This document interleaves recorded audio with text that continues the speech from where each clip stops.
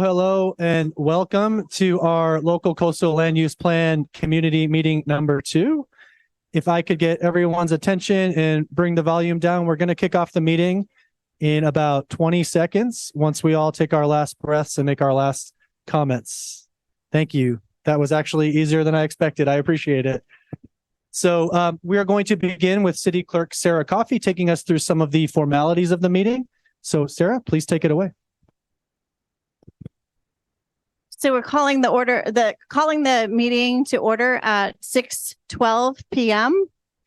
And this meeting is being held in person only. We do have Pacific Coast TV here filming a portion of this. So the recording will be of portions of the meeting, the presentation, and then the summary and public comments towards the end will be recorded and available on YouTube after the meeting. And Mayor Bigstick. Thank you. So we should start probably with a roll call. And are there any notes? Do anybody need to put a parking pass out? I can't imagine on this occasion. Right. So I'll start the roll call with Councilmember Bowles. Councilmember Bowles is here. Councilmember Beer is here. Councilmember Beckmeyer is here. Mayor Pro Tem Vaterlos is here. And Mayor Bigstick. And parking, no worries about parking for tonight. It's free for tonight. And like I mentioned, for the meeting is being held in person, that format. Public comments will be taken during the latter portion of the meeting. And written public comments, if there's any written public comments, bring them up to the table here and I can accept those, or you can email them into publiccomment@pacifica.gov. Do we need to mention overflow? There's, if you are looking for seating and there's none left in this room, there's an overflow room. If you go out and then to your left, and to the right into the large open space there, just follow, that will be the card room in the senior services area. So if you would like a seat, the meeting is being shown on the screen and there's speakers that you can hear and see everything that's going on in this room. And we'll have breakout sessions in the overflow room as well.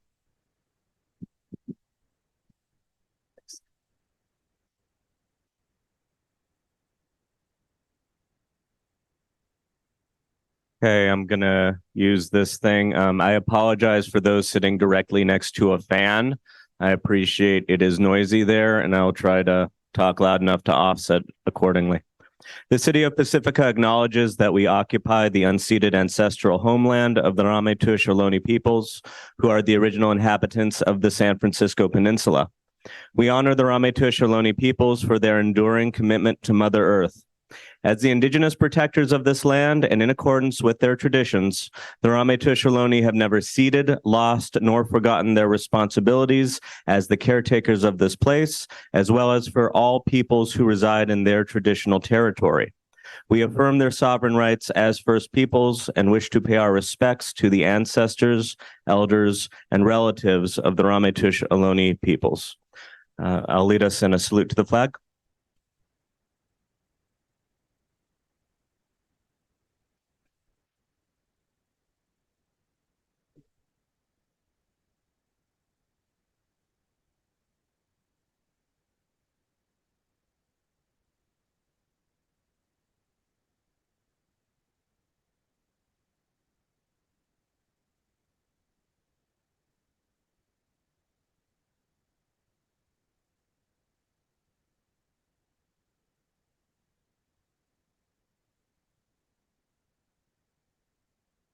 So my comments will be pretty brief, and then I'm going to give it back to staff. I do want to mention that former mayor and council member Sue DeGree is in attendance.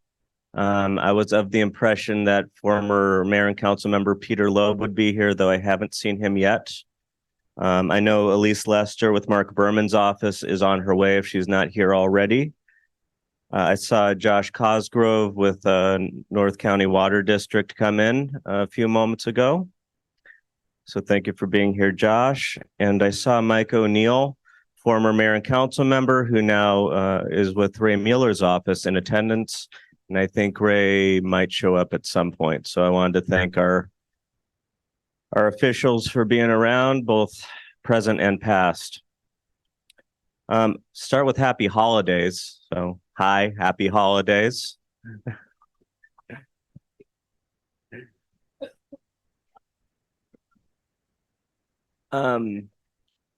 At work today, I always like to begin with a Safeway story, right?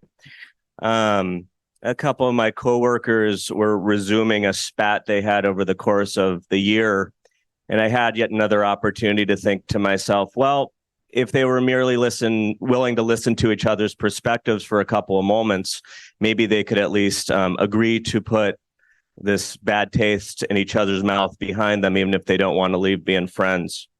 And being in this room, I'm thinking about how the last time I was in this room and there was a discussion around this topic, I was probably sitting around where Kathy Moresco is over there.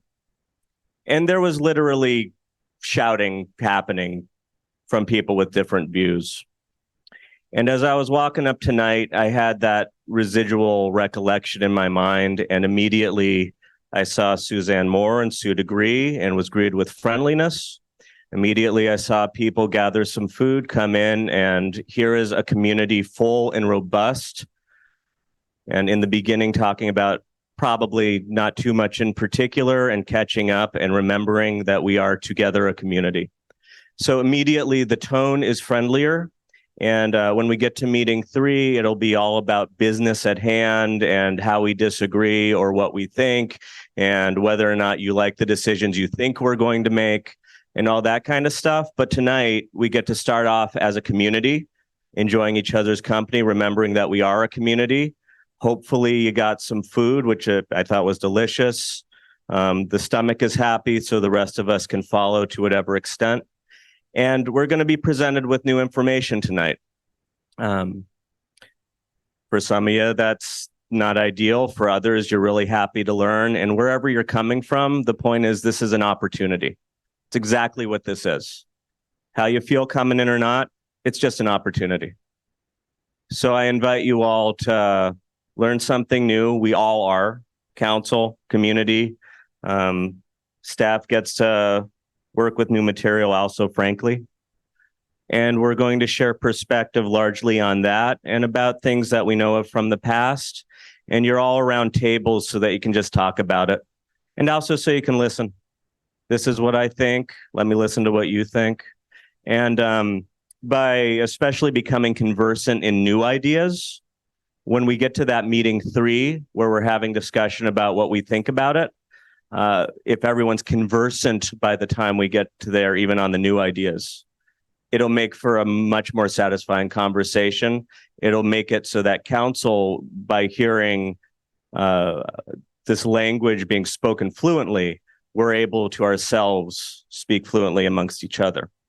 And before turning it over to staff, I'll leave you with a final thought, because I'm pretty regular about the drum beat of it's harder to hear you when you're shouting. And I'm going to take that a step further. When I'm going to lean in is when you're whispering and I want to hear what you have to say. If I can't hear you, that's when I'm going to lean in to try and hear. If it's so loud that it's abrasive to my ear, I'm going to try to hear you, but it's going to be also trying to protect myself at the same time, right? So just want to leave you with that thought. Do with it what you will. And with that, I'm going to turn it over to staff by thanking them for the extraordinary amount of work I know that they've been putting into this, frankly, for years, let alone the more recent moments.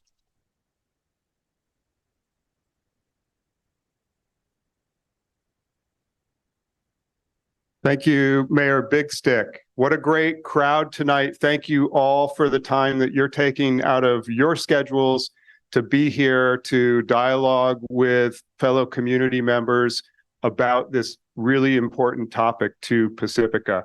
I'm Kevin Woodhouse, Pacifica City Manager, And before we dive into a detailed staff presentation, I just wanted to make a couple points that I think are important to kick this off. First, I want to acknowledge just very transparently that coastal planning is ordinarily a very complex and challenging topic. And then I want to add that coastal planning with factors like sea level rise adaptation becomes an extraordinarily complex and challenging topic. So kudos to everyone that's here who have read the reports, who have dived in and have a learning, mind about this very complex topic. It is very complex. It's complex legally, environmentally, socially, politically, and economically. And a lot of the conversations about this topic, whether it's books that are published or articles in the papers, often only hit on one or two of those factors. And as the city of Pacifica staff and the city council and the community members working towards this grand thing called the local coastal plan land use update, we have to really work on all of those factors. I remember, as the mayor said, 6 years ago, standing in this very room packed with community members and all of the council members working on an earlier stage of this LCLUP update. And we've come a long way since that time. Since then, the city's worked collaboratively and productively with Coastal Commission staff to understand their perspective. And Mr. Murdoch's going to talk a bit about Coastal Commission and their role, and to develop some alternate policies that you will get to discuss tonight at your tables, that City and Coastal Commission staff together think have the possibility of meeting both of our agencies' interests and could result in a Coastal Commission certified LCLUP that is also acceptable to the city. Your tabletop discussions tonight will be captured in notes as well as observed by council members and will become part of the report that helps inform the city council's decision-making in the future. The other thing I really want to acknowledge is that public engagement like this is also a very complex topic. There are many different ways to structure such meetings. In my 30+ years in local government, I'm familiar with most of those ways to structure public engagement meetings. And I also know, based on that experience, that there will always be some community members who have strong opinions about what the best way to structure a meeting is to suit their needs. And you may hear some of those opinions tonight. But what I want to encourage you to really focus your energy on tonight is making the most out of this structure of the meeting, making the most out of this opportunity you have to discuss and to listen with your neighbors about this extremely important topic. And note that this is not the final opportunity for public input on this topic, as the mayor also mentioned. Tonight will help inform the structure and content for the third public meeting in this 3-meeting public engagement process that was approved by the city council for the LCLUP update. In conclusion, the neighborhood carve-out concept that is being presented and discussed tonight and was presented in the staff report released a week ago is really crucial to Pacifica's coastal planning approach and the possibility of achieving a certified LCLUP with the Coastal Commission. This importance warrants the format of this meeting where you can dialogue and learn with other community members. So thank you for being here, your time, for actively participating, and I look forward to hearing the conversation during the tabletop discussions. And I'll turn it over to Planning Director Murdoch. Thank you, Kevin. Thank you, Mayor Big Stick and Council, and thank you to all of you. Welcome again. So happy to have you here to talk about this important topic. As has been said already, there's a lot for us to think about and a lot for us to get through. And here's how I propose that we go about taking care of our business this evening, starting with an overview of the local coastal land use plan, or LCLUP, update process, introduce the alternative modifications that were detailed in the staff report, and talk a little bit further about them tonight, explain how they could be applied with some case studies with particular areas of Pacifica, and then introduce our facilitator, who's going to take us through our roundtable discussions tonight, where you'll be able to drill down and have some in-depth back and forth and exchange of ideas with your fellow community members. We're going to report out from each table to summarize some of the key points, and then we'll provide a general public comment opportunity for this agenda item this evening before wrapping up. So the LCLUP update process, first I want to explain what an LCLUP is. It's one of two parts of something called the Local Coastal Program, or LCP.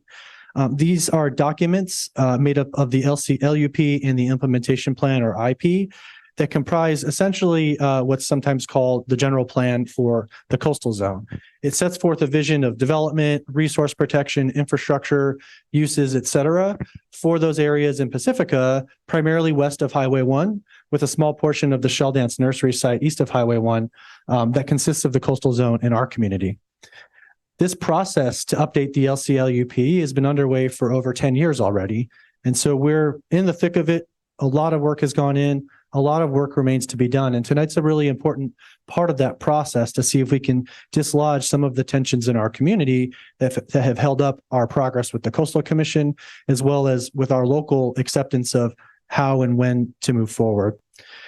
The City Council approved a certification draft LCLUP in February of 2020 that consisted of its best thinking at that time, taking all of the community input, Coastal Commission input, and other input to determine what those policies ought to be for our community. We submitted that in June of 2020 in the midst of the COVID-19 pandemic, the early days, to the Coastal Commission, and they issued comments with suggested modifications in early 2023.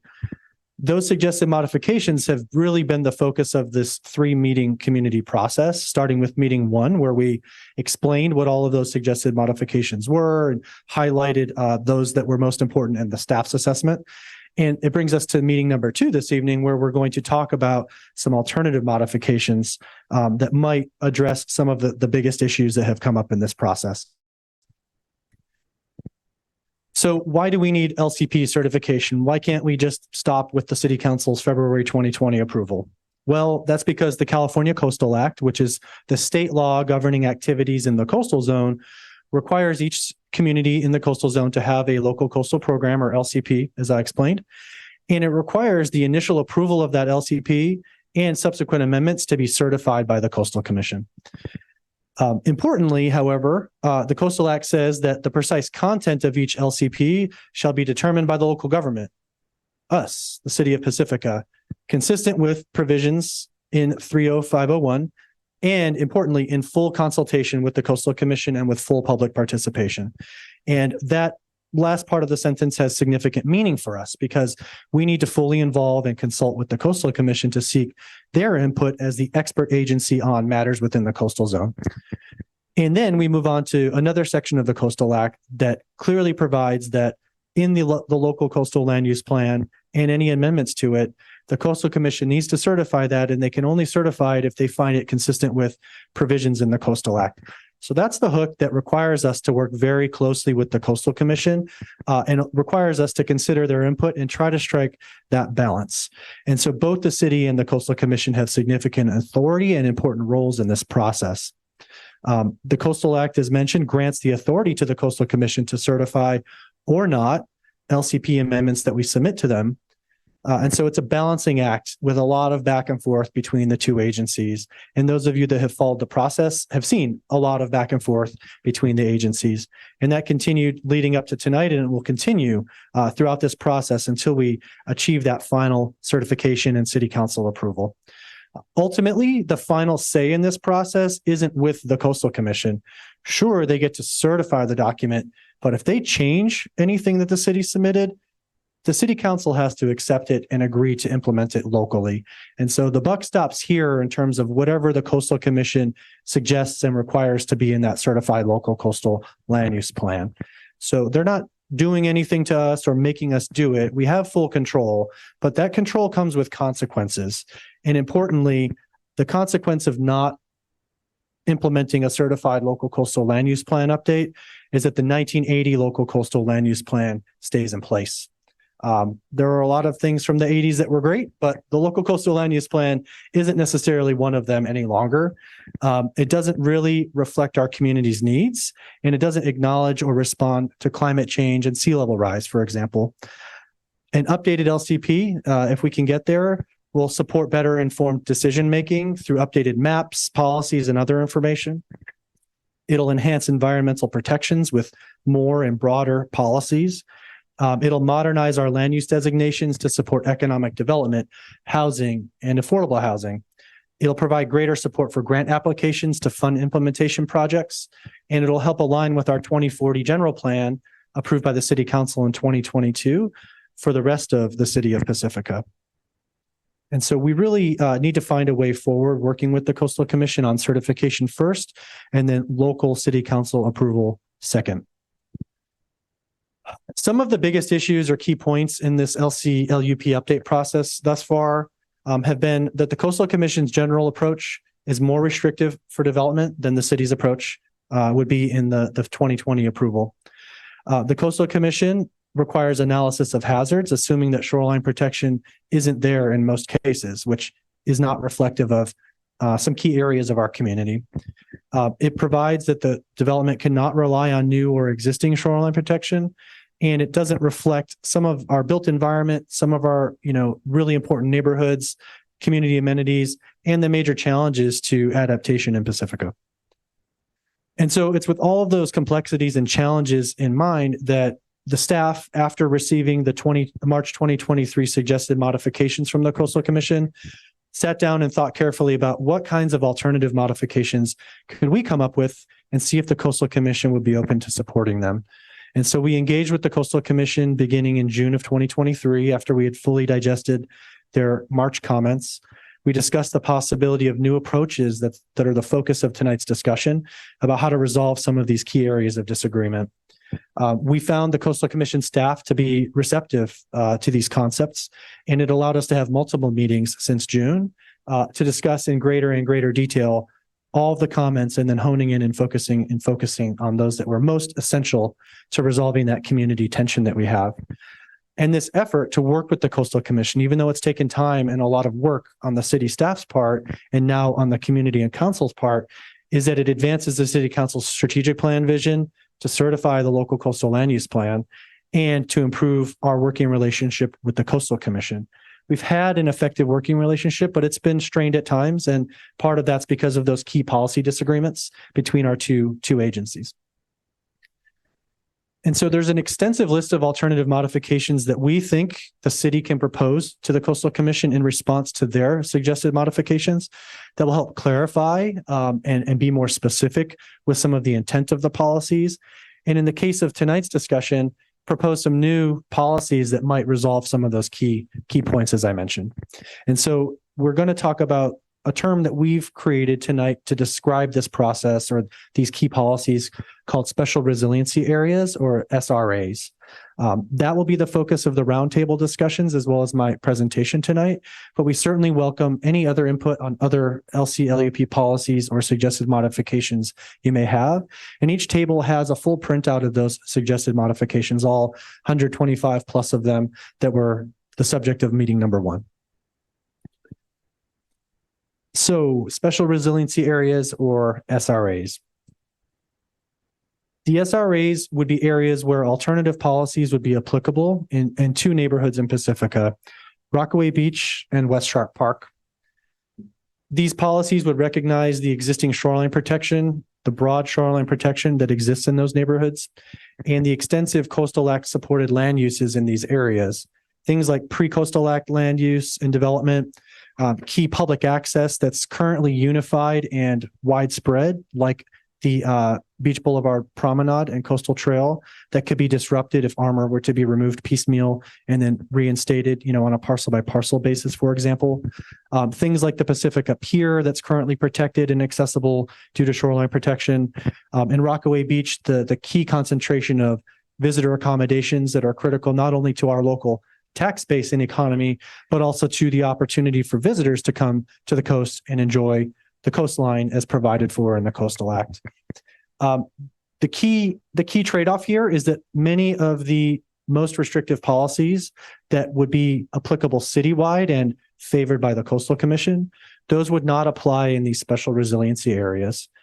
Importantly, that means allowing development to occur behind existing shoreline protection while incorporating reasonable adaptation measures, which we'll talk a little bit about. That's a key difference from the typical Coastal Commission approach, which is analyze as though shoreline protection, such as a seawall or revetment, is not there and set the development back from a coastal erosion hazard, for example. So a critical difference for these two neighborhoods we're talking about. Part of the policies that would help us implement that are summarized here, but they're all detailed in the attachments to the staff report that you'll talk about at the tables, is that there would be development standard waivers potentially to incorporate adaptation where possible on individual sites.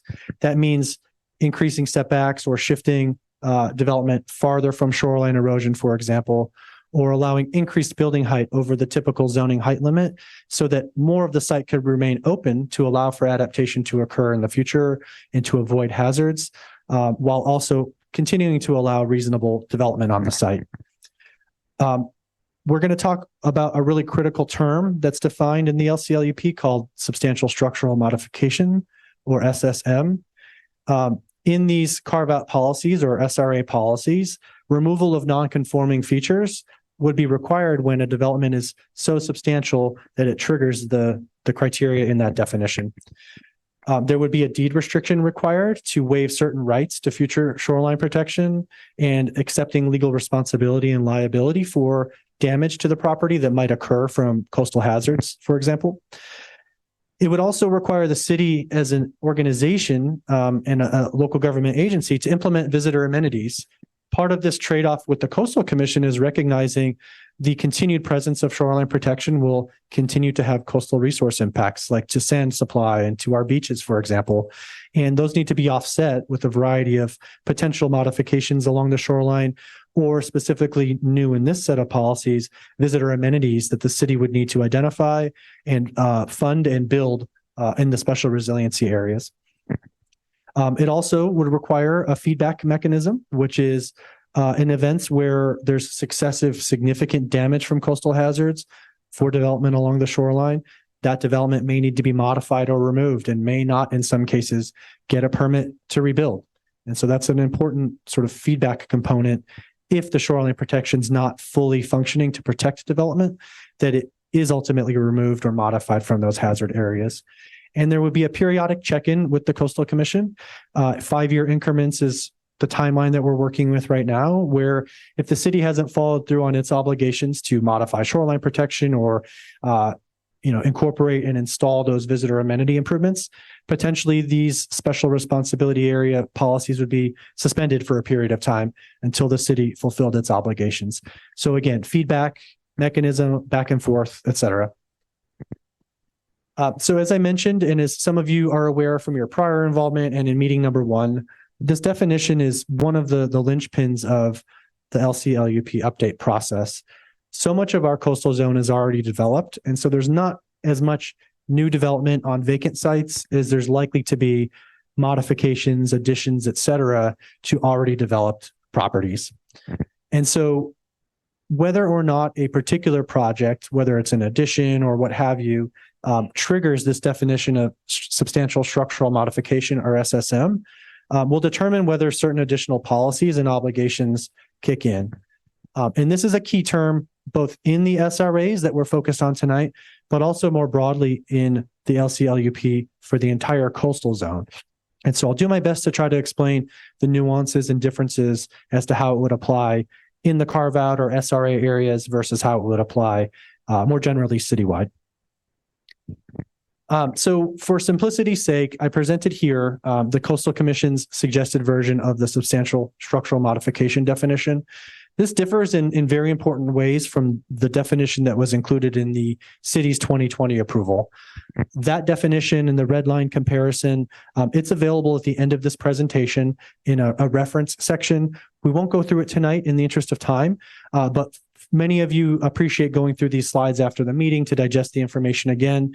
We will post it and we'll let you know through an email with your registered email address from tonight's event. So you know when that's posted and you can work through it and see more detail about where some of these policies are coming from. Importantly, a substantial structural modification, or SSM, involves a physical improvement to an existing structure that alters, removes, or replaces 50% or more of the linear length of the exterior walls or other major structural components, including but not limited to floor, roof, and foundation structures, whether or not the floor area or building footprint is expanded. Also includes an addition that increases the floor area by 50% or more from the existing floor area, and an increase of 50% or more of the existing structure's total footprint, but excludes removal, replacement, or maintenance of non-structural exterior components such as decorative siding, shingles, and windows. So to be clear, your re-roof is not going to trigger a substantial structural modification. Your window replacement is not going to trigger a substantial structural modification, even as proposed by the Coastal Commission.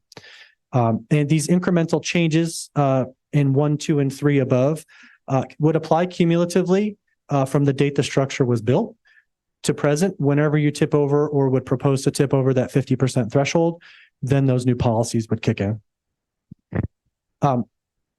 As we think about how to orient ourselves locally to this proposed modification from the Coastal Commission, we need to consider, which fights we want to pick and where we want to put our energy and our capital.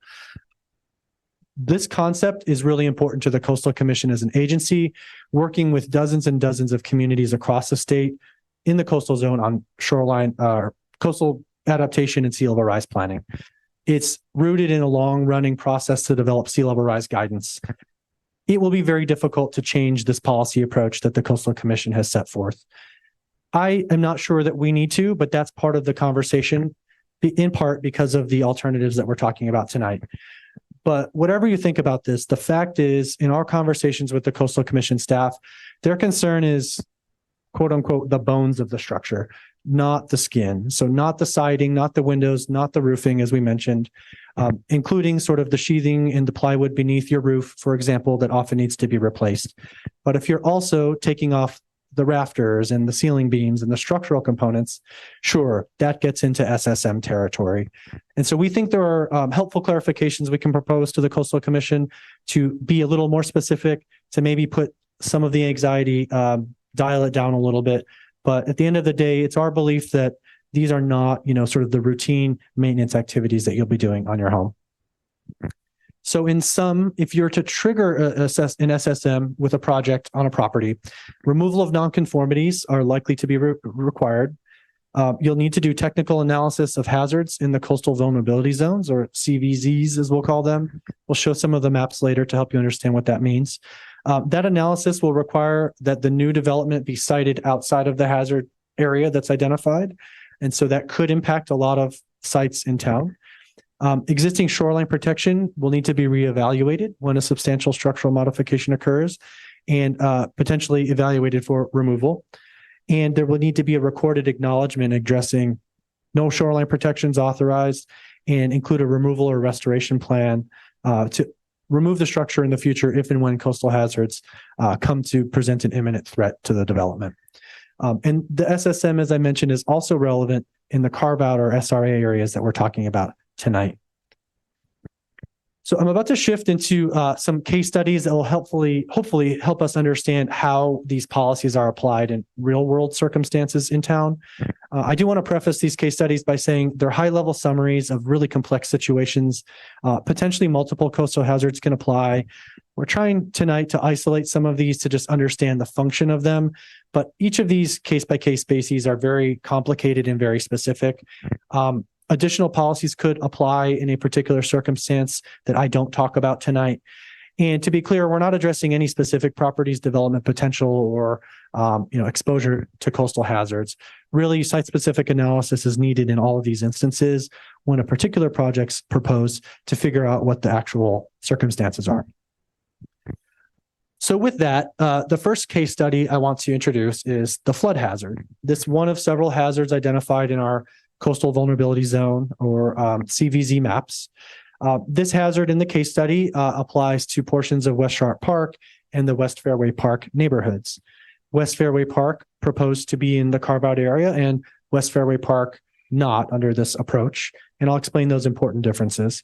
And the frequent flooding affects public right-of-way and some individual properties. And so it's very impactful to the neighborhoods. So generally speaking, there is broad support in the LCLUP as proposed to be modified by the Coastal Commission for flood hazard mitigation, both inside and outside of the special resiliency areas.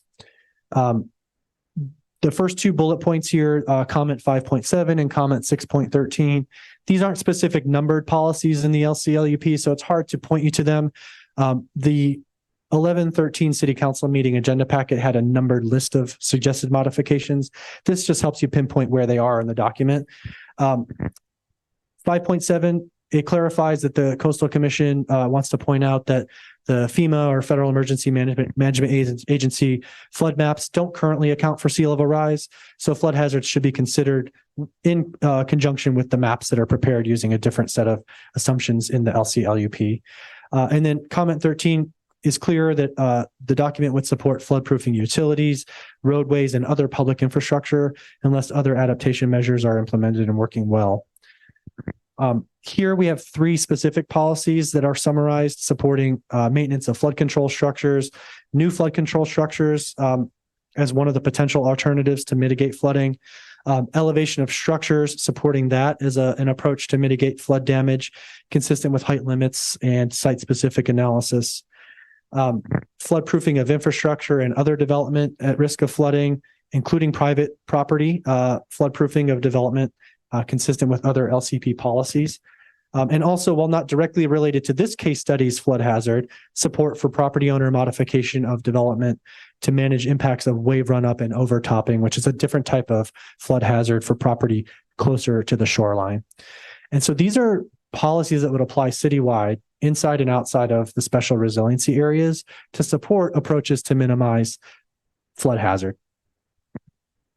Per the SSM or substantial structural modification definition, roof, window, siding replacements would be allowable in all locations in the city. They wouldn't count towards the trigger. So they would be allowed in these areas here shown in the case study. You can see hopefully the blue outline. I don't know if my cursor will show up, but you can see in this area here, sort of a blue outline coming through with the flood hazard area from storm flooding, as well as for the West Fairway Park neighborhood here, touching the western end of the neighborhood.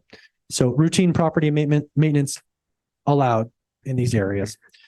Additions below the SSM threshold, no specific limitations. So a small addition, a deck on the back of your house, those types of improvements, no particular limitations, even in this coastal vulnerability zone flooding hazard area. Additions above the SSM threshold, however, those are sizable projects, 50% or more of structural components or floor area. Those will trigger additional requirements. And that's where the approach differs in the SRA versus outside of the SRA. You'll see here the numbers of the respective special resiliency area policies, summarizing their applicability in this instance, development standard waivers to incorporate adaptive project design.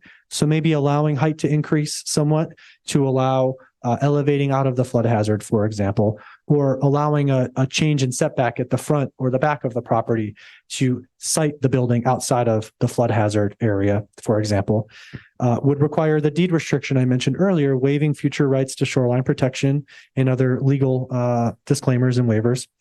It would require removal of non-conforming features related to the hazard. For flooding, not sure exactly what those would be, but potentially, again, setbacks or portions of a building that might be in a mapped flood hazard area. But again, addressing those specific to the applicable hazard. modification or removal of development if there is in the future successive significant coastal hazard damage from flooding, for example. And then, this trade-off is part of the overall package of coastal visitor amenity improvements that we talked about as one of the offsets or the mitigations for this carve out or SRA approach. So by and large, the development would be allowed to go forward with some limitations in the SRA area.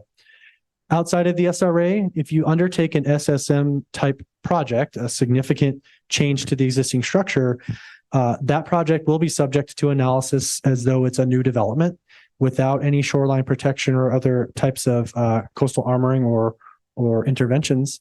And the project would need to incorporate site design measures that mitigate those hazards. So it could more significantly potentially change the site plan and project concept. It would include a waiver of future rights to shoreline protection. And importantly, though, development is still allowable. It's just more restricted, more requirements, more policies would apply. Specifically for the new development scenario for a substantial structural modification outside of an SRA area, this Coastal Resiliency Policy 44 is sort of the main one. I don't want to read it. It will be in the slides available after the meeting, but know that we've highlighted this specific policy as being one of the really impactful ones to those projects. But I do want to highlight Policy 50, Coastal Resiliency Policy 50 at the bottom, and I will read it. The summary of that policy is that development would be allowed to ensure minimum reasonable economic use of property to avoid unconstitutional taking of private property without just compensation. And this is specifically intended to address situations where full compliance with all LCLUP policies would deprive all economic use of the property. So this is saying that if we do the detailed work with your project and we conclude that the answer based on those policies is you can't build anything, this is a safety valve to have us look very carefully at, well, what development can we allow in spite of all that to at least give some economic use of the property. So these policies are not intended, and in fact, there's explicit relief from that in the event that you may end up with a zero development scenario. We have ways to work through that. It may not be the full project that you envision, but you can still do something with your property and it won't be without value. Shifting to the next case study, coastal erosion. This specific example is in the Esplanade area in the northern end of Pacifica. There is no area-wide shoreline protection for public infrastructure or providing extensive coastal access. You may think about the Ocean Air or Land's End seawall and that access point, but really that's a large private parcel that was constructed to protect. And so it doesn't really fit this conceptual framework of broad multi-property shoreline protection. As we all know, several individual properties in this area have been affected over the years and ultimately removed on account of this advancing coastal erosion hazard. And so it's real and it's tangible for our community. So in this instance, there is significant area subject to projected coastal erosion. And you can see the red line here, hopefully, as the year 2100 projected sea level rise coastal erosion line. Large parts of the neighborhood would be dramatically affected without shoreline protection. This area is outside of the special resiliency area or SRA policy construct at this time. And some of the critical citywide policies then that would apply are related to geotechnical hazard analysis for the anticipated life of development. So development would need to look at those 100-year or 75-year projected hazards and cite a project to avoid them. That will be very impactful for these areas where you can see in that 80 to 100-year timeline, it could dramatically affect development in half of this part of our community. Other policy would require minimizing hazards and avoiding the need for future shoreline protection.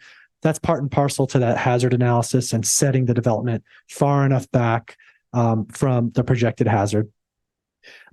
It indicates in policy CRI2 that development in the vulnerability zones can be approved if it's consistent with the adaptation plan and shoreline protection is not required for the anticipated life. So sort of saying the same thing a little bit differently there. Development on bluff tops shall comply with all LCP setback policies. So another way that analyzing the hazard from the erosive bluffs is required. And lastly, geotechnical hazard analysis demonstrating factors of safety. So not just to the limit of the projection, but then adding a buffer beyond that, recognizing sometimes coastal erosion can advance unexpectedly and in significant advances in ways that could not have been conceived. Additionally, policies 45, 49, and 58, they kind of say more of the same thing in different ways. Importantly, policy 49, substantial structural modifications trigger correction of existing nonconformities and a new hazard analysis and siting of development, as we talked about in the earlier case study. So as you can see, substantial structural modifications are a key trigger for a lot of policies applicable to modifications of existing development. In this area, properties with existing shoreline protection need to design development not to require shoreline protection in the future, even though it's there today, and may be required to remove that shoreline protection in the event of a substantial structural modification. Properties without existing shoreline protection similarly need to design not to require shoreline protection and also waive their rights to future shoreline protection. So a progressive advancement towards adaptation over time on a parcel by parcel basis, depending on the scope of the project and the individual circumstances. Importantly, though, for non-SSM projects, shoreline protection can still be approved. Typically, that's going to occur for a pre-Coastal Act development, something prior to 1977 in most cases. Support for new shoreline protection is in the LCLUP when criteria are met. Protecting existing structures in danger from erosion, it's the least environmentally damaging alternative, mitigation of impacts to the beach and recreation and other resources, and specifically allowing shoreline protection for public road and sewer line protection if consistent with certain other policies. So a balanced approach supporting new shoreline protection, but in limited instances. And then shoreline protection structures that alter natural shoreline processes need to be consistent with other policies and mitigate all of their impacts. So taking that coastal erosion hazard and bringing it to a special resiliency area, in this case, West Sharp Park. Similarly, large portions of the neighborhood subject to the projected shoreline erosion hazard. And so very impactful for this neighborhood, particularly if the SRA policies are not put into place. There is currently, as we know, area-wide shoreline protection, protecting public infrastructure, extensive coastal access, and a lot of development, both pre and post Coastal Act. These SRA policies, I'll move through them quickly again, but they would allow development to rely on that existing shoreline protection. Otherwise, large portions of the area would have little to no development potential. Waiver of development standards, again, to provide flexible project design, including greater height or modified setbacks to allow the site to better adapt to future hazards, waiving rights to future shoreline protection, removing non-conforming features if it's an SSM project, and requiring removal or modification if and when successive significant damage is done by coastal hazards. And all of this sort of within the umbrella of the city visitor amenity improvements and the other items identified in the staff report as priority items for the SRAs. This SRA concept, I think it's a little easier to understand in the erosion hazard context. So certain citywide LCLUP policies would not apply or would be changed in critical ways in the SRAs. That's just a formality to achieve what I already explained, that development would be allowed to occur in reliance on shoreline protection that's already there. So the site-specific geotechnical hazard analysis to determine those hazard setback areas and zones, critically, that would not be required and would not influence the development decisions specifically. But SSMs still have important triggers, including removal of nonconformities, as I mentioned, but it wouldn't trigger a removal of shoreline protection in the SRA. And so then moving on to the final case study here, sort of the other significant new aspect of the SRA policies, the repeated significant damage policy. The case study in this example is in the Rockaway Beach area. Again, some area-wide shoreline protection, broad across the neighborhood. Frequent wave overtopping during winter storms is really problematic in that area and has damaged structures in the past. SRA policy number 3 would be most relevant. That's the successive damage policy that we talked about. And so development needs to be modified or removed if recurrent substantial coastal hazard damage occurs. So if a huge, portion of a wall is knocked out, that's a significant type of repair that would count towards these cumulative replacements. But the damage that we more typically see there is sort of maybe exterior, decorative siding damage or broken windows. Those being replaced would not count towards that cumulative structural modification. And also those kinds of repairs, given the value of those developments and the size of those buildings along the shoreline of Rockaway Beach, those are not likely to tally 25% or more of the pre-damage appraised value. So this has unique impacts in Rockaway Beach, given the existing development pattern. But it is intended to address circumstances where shoreline protection is inadequate over the long term, and it's not providing sufficient protection to development. So hopefully you'll see that there's a lot to think about, a lot of potential trade-offs, some benefits, maybe some drawbacks, depending on your perspective. We really want to have an opportunity to deliberate and to think about those very, very carefully as part of the overall strategy to get to a finally approved and updated local coastal land use plan. So to help us with that difficult conversation that we need to have, I'm really pleased to introduce Cordell Wesselink from Community Boards. He is a professional facilitator. He has brought a number of his colleagues with him tonight, and I'm going to hand the mic over to him to introduce what the next stage in tonight's meeting will involve. Thank you very much. Yeah, if I could have the wireless one, that'd be great.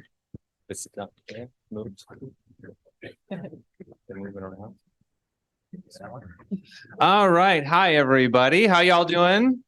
Y'all here still? It's a lot of information to take in, and thank you for being here tonight. I do want to start off by honoring you all being here and how special it is, after the last couple of years, to just remind us how special it is to be able to be together in one room when we couldn't for so long. So I find it very exciting that we're able to be here. I know there's probably lots of varying ideas and people have different passions and different things they're adamant about, and that's okay. Please, you can have those passions and those feelings. Just make sure to be respectful to each other as we're having these conversations. So one thing before we get started, I do want to say there is a fire code of how many people can be in this room. You should have 8 people at your table plus 1 facilitator and maybe a note taker. So you should have at most 10 people at your table. So if you have more than that, I would ask, there is an overflow room where you're going to have these conversations as well, kind of in a bigger setting. So if you're along the periphery or you're kind of over that number at your table, go through there and you'll see the senior service there. Ed's waving his hand. He's going to be facilitating you over in that room. You'll be able to hear and you'll see the slides and hear us as well. So you'll still be connected to the main group. It's just for fire safety. We need to have some of you migrate over there. And you can do that in a second after I describe this, what we're going to be up to. So, again, my name is Cordell. I have been facilitating large groups for quite a while now. I actually worked at Community Boards as their program director for 5 years. I work at a different nonprofit now doing mediation within the child welfare system. I've facilitated numerous large community meetings, one about a mural in San Francisco, another one about a community recreation area. Again, I find them very lively and engaging and exciting, challenging, all the things that a group of people can be. So our each table should have a facilitator. Can our facilitators raise their hands so you all get a sense? Is there a table that doesn't have a facilitator? Yes, go find your table. And our note takers, we won't have note takers at every table, but our note takers, can you raise your hands as well? So you can see who you are and find a table. Keep your hands up if you're a note taker. And find a table if you're not at one. Thank you. They will do introductions at your table of who everyone is. So what we're gonna be up to. This is too loud. Okay, too loud. I'm used to projecting without a mic, so if I'm too loud, that can happen. So what we're gonna be up to is this is your opportunity to talk with each other, your fellow community members, about what you've heard, and about what your concerns are, about what you're hopeful for, about what suggestions you might have, and about what questions you might have. So those are kind of the 4 buckets of information. Do we have the next slide with those on them? Thank you. So those are your general kind of discussion questions that you will talk about. And your facilitators and scribes and recorders are going to kind of take those down. And even though you're talking to each other, talk to understand each other. Try and understand if someone has a different point of view or a different concern that you maybe haven't heard before. Ask questions about that. Try and understand what that is. Our facilitators and scribes are going to write those on a sheet, and those eventually we're going to compile all of those after this meeting and share them back with you all. So even though you're having these discussions at your table, they will be shared with your whole community. So it's kind of like you're talking to your whole community, even though you're just talking at one table. So it can be a little bit more of an intimate conversation, but it will be shared with everyone else. So the facilitators will be kind of helping to manage your conversation as you go through these 4 questions. There are also kind of supplemental questions, and they're at your table kind of on the back of your question sheet, which are kind of some more pointed, kind of more technical questions. If you have time and interest, you can delve into those as a group. Your facilitators will help you with that. But we want to make sure we kind of get these 4 buckets first. So to help us have these conversations, we kind of have a few, we call them group agreements, or you can call them ground rules. I like group agreements because I hope you all agree to do these. I'm not going to force you to do these. But the first you can see there, and I can't even speak respectfully. Speak respectfully to each other. As I said, it's okay to have a lot of feeling about something. You can still speak respectfully to your fellow community members as you do so. Let others finish, i.e., please don't interrupt each other. The caveat to that is that the facilitators may jump in and interrupt if they need to kind of manage the conversation and the flow of the dialogue. But please try not to interrupt each other. Let others finish. Speak from personal experience. So try not to speak from someone else's point of view. Speak from your own point of view as much as possible. There might be certain circumstances where you can't, but as much as possible, speak from your own personal experience. And use I statements. You know, I found, I feel, this is what's important to me. Those kind of things. Give space for other voices. So if you're one that likes to talk a lot, maybe step back a little bit and make sure that other people at your table have a chance to participate. And then the one I like, the law of 2 feet. You're not stuck here. Although I'm asking some of you to go to the other room because of the fire code. While you're having these discussions, if you want to give up, move around for your body's sake, please do. If you want to get up and go see what they're talking about at another table or in the overflow room, please do. You don't have to feel wedded to your table and your group. So again, one nice thing about being in person, you can move around. So it's okay to get up and move around. And don't be offended if someone else in your table gets up and moves around. That's okay. I'm saying I'm giving you the okay right now for that. And I think, and allow the facilitators to guide the process. That's my last one. They're there to help you have these conversations. They may be challenging conversations, and they're there to help you through that. Questions about those? Hopefully those are clear. Can I get a quick question about clarifying those? You said there was handouts. Was it those 4 questions that we take on the table, or were... Yeah, they'll have those. They should. The facilitators will have them in their packet. It might be just one sheet, and the facilitators will remind you what those questions are as well if you don't see them at your table. All right. Can I get some thumbs up? Do we agree to our group agreements as much as possible? Yes. Great. Agree, disagree? All right. Okay, great. So you're going to have these conversations around what you know. Obviously, some of you may know a lot more. Some of you may not know a lot less. But share what your concerns are, your hopes are, your questions are, your suggestions are based on what you know. There is information on your table as well you can reference. But have these conversations around what you know. At the end of our time, we're going to have like about half an hour. We'll have a little break. And then we'll have another half an hour to talk some more.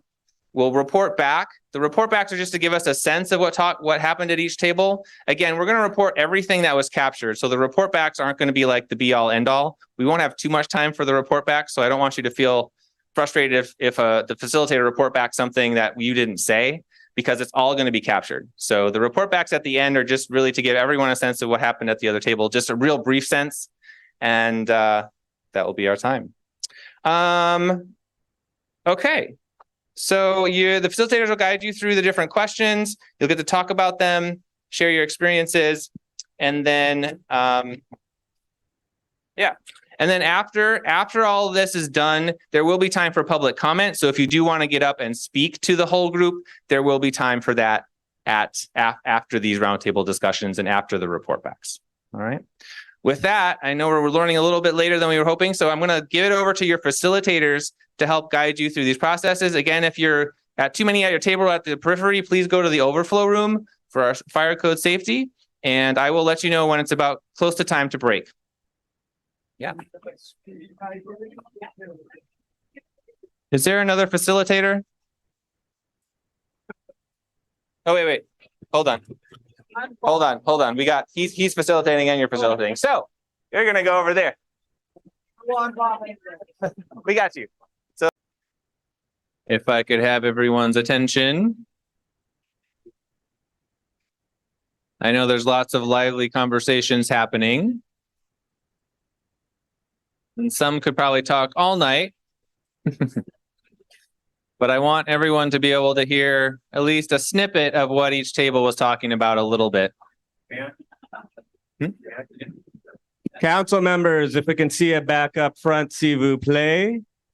Council members, assemble up front, please. And I think it's time that we all have a debrief. So if we can start coming back so we can have a report out from everyone, then we'll take some public comments as anyone would like, and then we'll call it an evening. Welcome back, everybody. I'm missing a Mary and a Sue. I have one Sue. It's a 2 Sue set, however. Mary on the way, and I see a Sue out yonder. And I'll turn it over to Mr. Cordell. Thank you for being here with us tonight, sir. Thank you. So, one logistical thing, facilitators and note takers, whoever was taking notes, please put your name and your table number on your notes. This will help us transcribe the notes. We're going to ask for city staff members, if you can transcribe the notes, type them up yourself. That would be helpful because you will know your handwriting and what you meant by what you wrote. And community boards, facilitators, if you're willing to do the same, that would be great. But please put your name and your table number on each page of your notes so that we know who to ask questions of if we have any later. So one piece of business. Yeah. Whoever took the notes, if it was the note taker or the facilitator, please put your name and your table number on, if they're separate pages, put it on each page in case the pages get separated. That'd be great. If you're willing to do that, yeah. And I'll check in with you all after the meeting too, if you're willing. Ask me questions about that. Find me when we're all done. Okay, so I want to go through the tables, and this is going to be very brief. I don't want to keep you here all night because it would take all night to hear everything you all talked about because I heard a lot of great conversations happening. So I'm going to ask the facilitators just to give a brief summary of kind of what the most hot topics were. Hot good topics, hot bad topics, whatever. Just a brief summary in a couple minutes, because again, we have so many tables. If I give you each 2 minutes and we have 17 tables, that's like over half an hour right there. And we only have about half an hour. So I'm going to just start here if I could. Yeah. And I'm going to give you a microphone and just give me a brief summary. Okay. Oh, sorry. Yes. I mean, they can hear us. And those in the overflow room, I know you can hear me. I know you're still finishing up, but please come and join us if you're able. We have space and tables in the main room now, so please come join us in the main room, and then we're going to hear from you all too. All right. Okay. Speaking for great table number 3, I'm going to start with a concern that this is unrealistic and underexplained in terms of legality and the city capacity to do this plan. The hope is that the plan does get done, agreed to, and settled with the Coastal Commission so that this whole process that has taken so many years can come to an end. Suggestions that is kind of like the question that there is a cost analysis and a timeline of the SRAs, and the Sharp Park seawall and everything needs more information. Great. Perfect. What do we got here, Philip?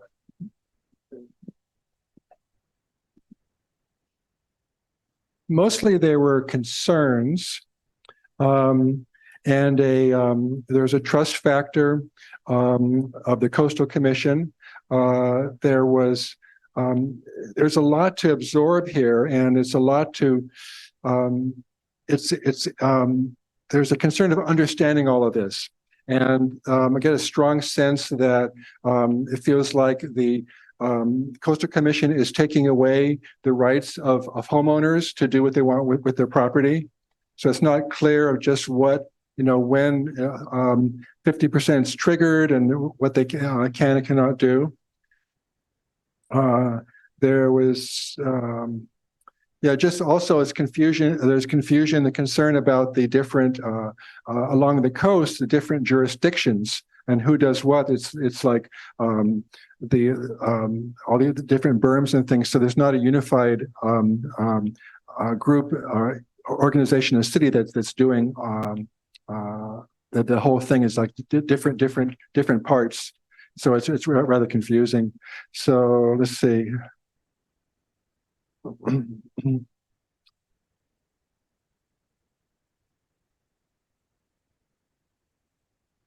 Yeah, just mostly concerns back to keeping everything on the west side of the highway natural and ability to build. So it's just we're skeptical of a power so-called power grabs of the perception of being a power grab by an entity that we don't have any say over. And that's about it. Thank you. All right, next table. Moving along. Okay, this is table number 1. We're number 1.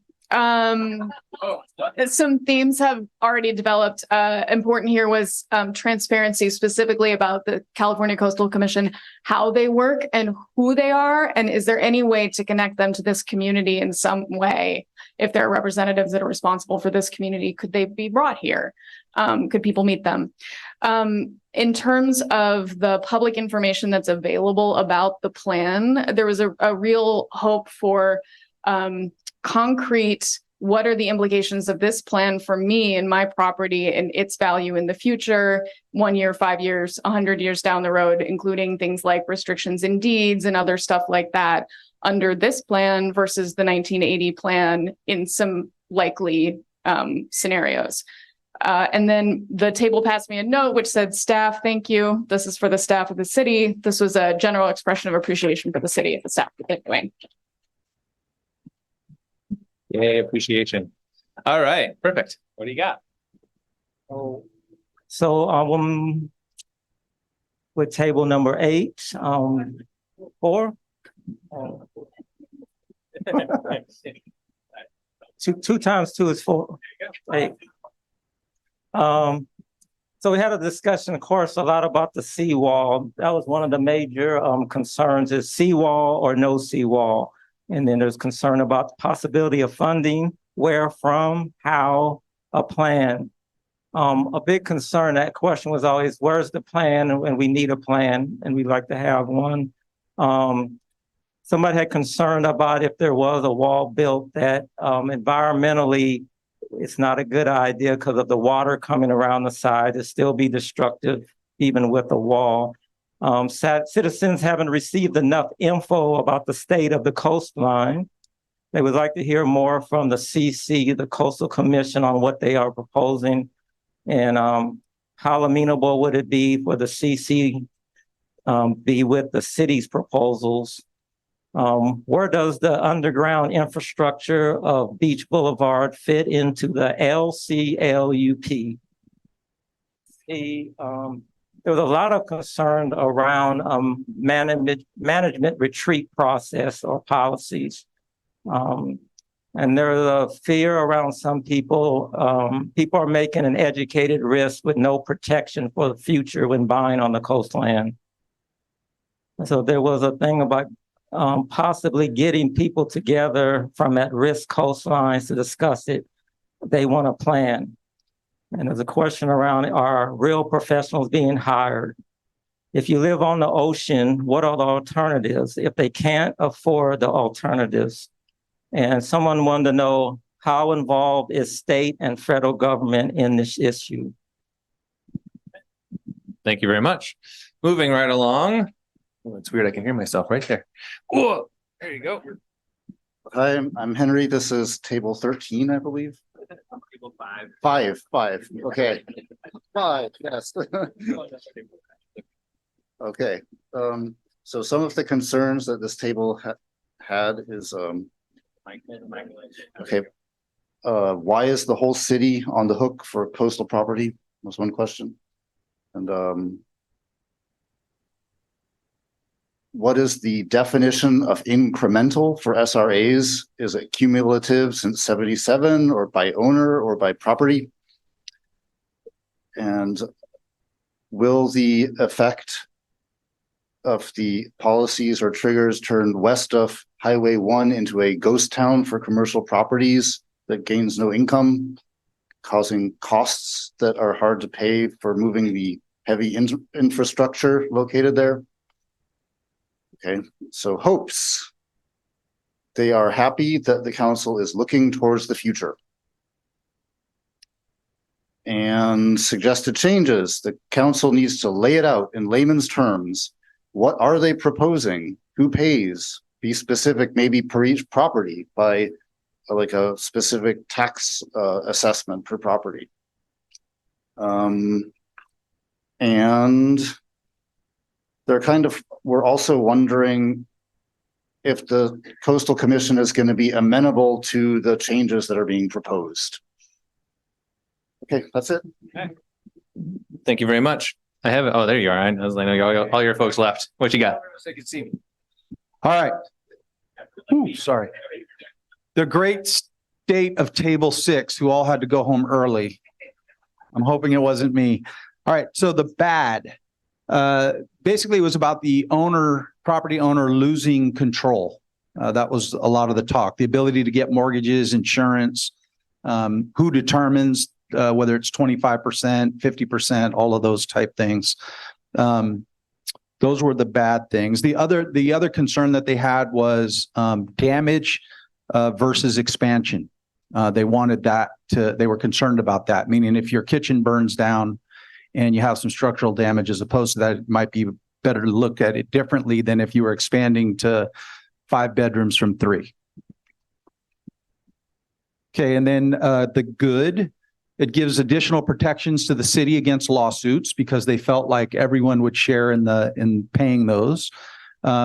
This was split. They said it does not impact owners in outside of the coastal zone as much, this new policy. And then they did think that one of the great things was that city and Coastal Commission staff worked together on something. They thought that was really impactful, not only for this, but for things moving forward. Suggestions. Be able to do repairs without triggering the percentage clause. So don't look at percentages if it's something that is just repairs. Create HOAs or special assessment districts for areas of higher risk. That was one of these suggestions. And then give the same protections to homeowners as trails and public amenities. That's it. Wonderful. Next. Table 7. How does this align with Pacifica's housing element? I guess the state is saying that there has to be a certain amount of new housing units built, and will this hold that back? The impact of the infrastructure loss, holding erosion back, using plants and roots ahead of time. So basically, they want to know what technology works and what technology the commission will allow, and to plan for that in the future. There's concern about transparency around the SRAs. What makes an SRA, and will new development be allowed in the SRA? That was basically it. Perfect. I'm going to come over there. And again, just the top ones, because for time's sake, the main ones you heard. All right. Good evening, folks. Anthony Shriver reporting to you live from table number 12.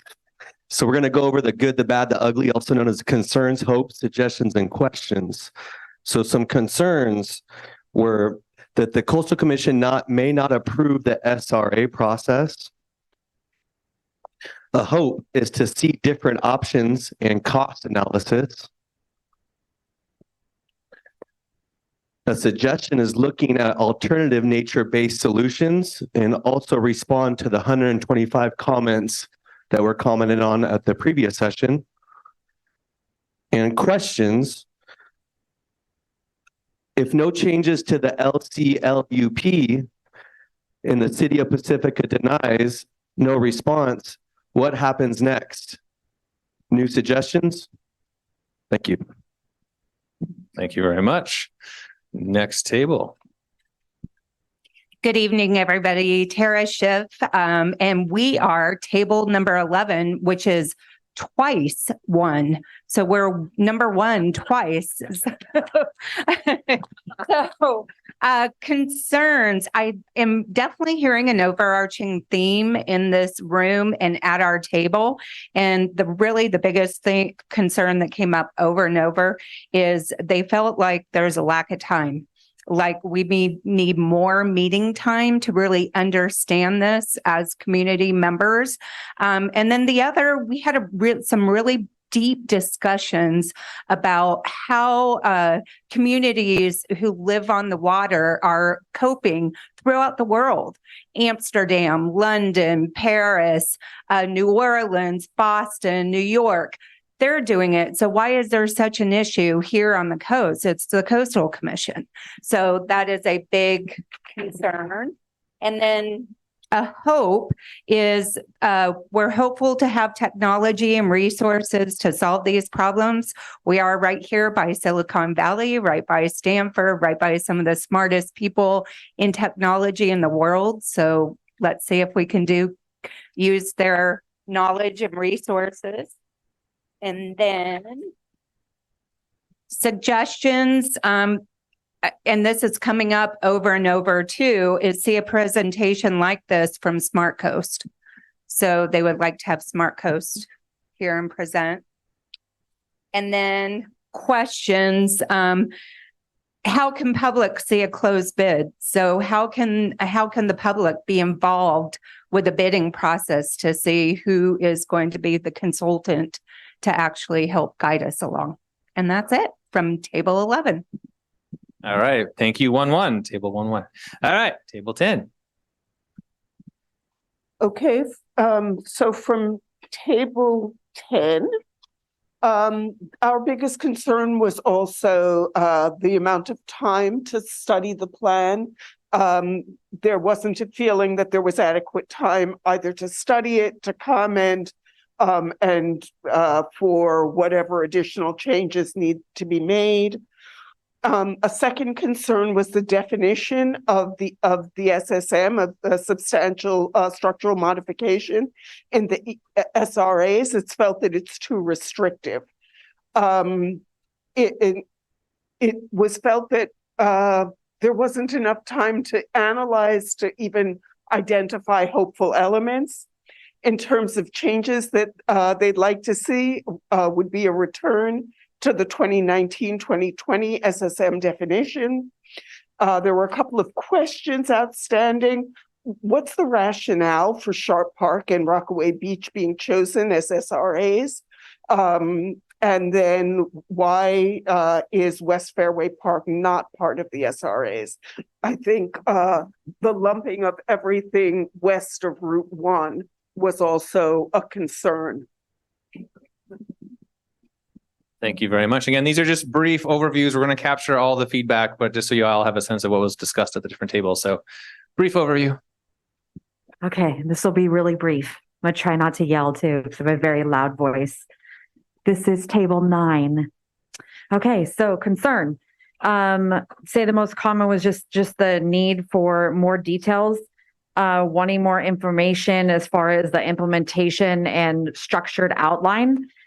For Hope, it was definitely encouragement for the development of new rights for building That was a positive thing that we're happy to hear about, of course.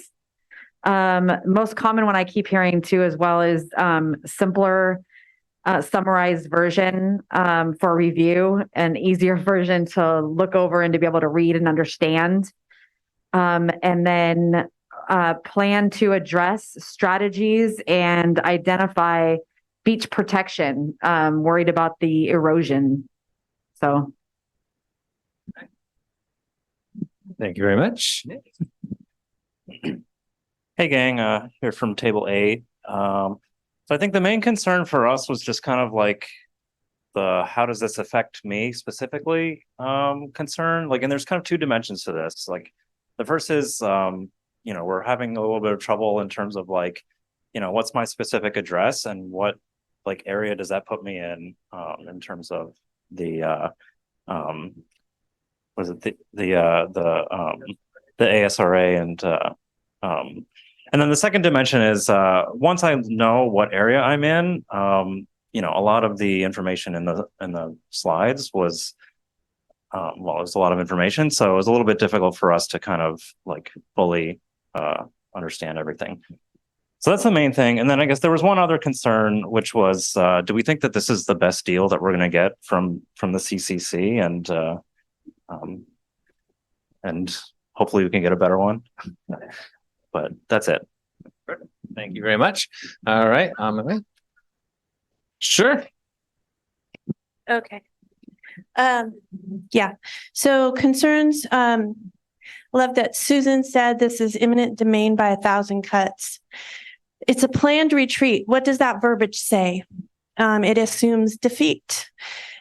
Basically give up. Well, that's the way that's the way it's being presented. We're not being equipped to be empowered to actually direct what we want with our community and to support our council members to do that. Instead, we're being presented with a fire hose of things that just kind of scramble our brains, not really presenting our rights. Number 2, that we had plans submitted. That was what we liked. Let's stick to it. Why did it take a year to hear back that it was rejected? If that's correct, I had heard that. Number 3, suggestions. Representation. There's a nonprofit group called, most of this information is from Susan, she's brilliant, called Smart Coast California. They've had an amazing record of success providing consultation to communities that are like us without a lot of finances and don't know their rights. They only charge half of the consultant fee to the community, which we could easily cover with about 5 tables of each person giving $100 here. It's $3,000 for us, $3,000 for them. And we like representation. We'd like to know what our rights are. We are not ready to forfeit what we've spent our life earnings to acquire because we're being presented as if this is not an option and non-negotiable, that we don't have rights over our property. And number 4, what's next? If this is something that is conceded, what do they go for next? What happens to the people along the fault lines and their houses? And what are they forced to accept? And lastly, who made those boundaries? Could have been a 4th grader for all we know. And why are those the boundaries? Thank you very much. All right. I got a few more tables, so as brief as you can, so I get here everything by 9 if you can. All right, so we're table 14, and we had a lot of technical folks, so it was a very technical discussion here. So for concerns, we had 18 concerns, so it was hard to narrow down to 1. So we have 2. One is a concern with coastal access, and the other was, is there a plan to prevent neighborhoods from blightness or deterioration? For Hope, it's about working with the Coastal Commission and improving relationships. And for suggestions, provide cost analysis and more information on capital projects. And lastly, for questions, just having more information on zone changes and any potential funding analysis. Thanks. Great, perfect. Yeah, take it over. I actually didn't volunteer for this, but it's good to see everyone. it's great that we're all here. I wish every city council meeting and every special meeting looked like this. So just remember that when you go back to community, try to invite another person because this is great. It's only going to get done with all of us in the room. So congratulations for you guys showing up. Repeating a lot of things that everyone else said, the biggest concerns is new development, existing development, and then infrastructure in those areas. We had to kind of make it clear that it's not just the houses and the businesses we're protecting. It's also like the infrastructure, like where our waste goes and basically like the city's, what makes the city tick. So that's just fact. So try to like come from that angle. We needed to clarify, and we still need clarification of what the Coastal Commission's role is. What are the conditions of the area? We talk about visitor facing, that led to conversations about the future hotels, economic, sustainability. It all comes down to some of these decisions. And Sharp Park and Rockaway are major assets to Pacifica. And we're all kind of stuck in the manager treat folks versus the no manager treat, protect as is, no, we want to develop everything crowd. So I believe most of us are kind of stuck in the middle. So it's really good that we're here to talk and reach across the table. So again, just super grateful to be here. We talk about how the city's broke and nothing's happening. And we're that generation who's going to kind of push that through the next chapter. And I didn't say this, but a lot of you in this room are not going to be here when we see the results of our decisions. And I might not even be here. So if you're watching at home and you're younger than 30, you should probably be at these meetings too. Get involved early because this is what it's like. You care and you show up. Who's going to pay for this? And go ahead. Yeah. Give yourself a hand. Who's going to pay for this? And if you had all the money in the world, what would your decision be? And so maybe come from an angle like that. And then to the folks, we felt like this presentation said something along the lines of like, you're already here. We're going to protect you. We just wish it was a little more clear. And you should be able to explain this to like a fifth grader. That's usually the rule. So break it down to layman's terms, third grade reading level. And I think we would be way more successful. Everyone is watching Pacifica, what we're going to do.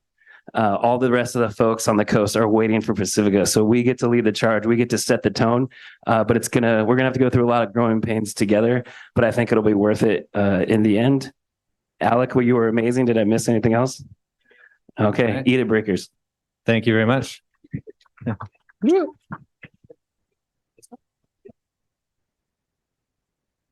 So table 16, pretty much everything that we had here was touched on by others, and it is 9:02. So I guess real quick, the number one thing, the concern was clarity, transparency, communication, and a couple of good ideas that folks had at the table were giving more examples in these presentations, as well as speaking about specific neighborhoods or zones and the effects on those neighborhoods. And a point that was made was before it can even be about specific issues or effects, just understanding what is even happening, as well as a feeling of trust and transparency, and just being really straightforward as, okay, this is what's going to happen to you. And then you can just start there at least. Another thing I want to mention is we also had the privilege of having Christian come and talk to everybody. And I think getting those questions answered was really, really good and really seemed to set people in the group to rest. So just getting that clarity seems to be really impactful. Thank you. We have one more. This is our overflow room. She's going to talk for them. Okay, I'm summarizing the key ideas from the overflow room for question 1 on the biggest concerns. All proposals need flexibility or mechanisms to adapt to changing forecasts, technology, conditions, and solutions. Each proposal and policy needs to clearly describe negative impacts and possible consequences, and negative impacts to insurance and mortgage or property values were a large concern. For hopes, rebuild and or maintain an optimal seawall along Beach Boulevard and Sharp Park Golf Course. It can develop a vibrant downtown and public amenities / fresh approaches for ocean protection. Suggested changes or improvements, eliminate accumulation of percentile limits for maintaining or improving one's home or property. No person should be forced to waive their liability or protection rights or city services. And questions or other information that would be helpful. Is there a better way, citywide referendum or vote to protect freedom and choice of Pacificans than giving power to a small unelected group, the California Coastal Commission? And secondly, what is the negative impacts of existing coastal sea level protections? Wonderful. Thank you, everybody. Give yourselves a big round of applause for having this conversation together. I really appreciate it. There's a lot of technical aspects to this, and I know I'm sure there's a lot of feeling about this. And I just appreciate you all coming together this evening in the way you did. I think it's great work. We're gonna collect all the notes from all the tables, and we'll transcribe those so that both you and everyone can see. And we're gonna kind of combine ones that are the same, so that you as a community can see kind of everything that you all did this evening. So I'm really excited for that.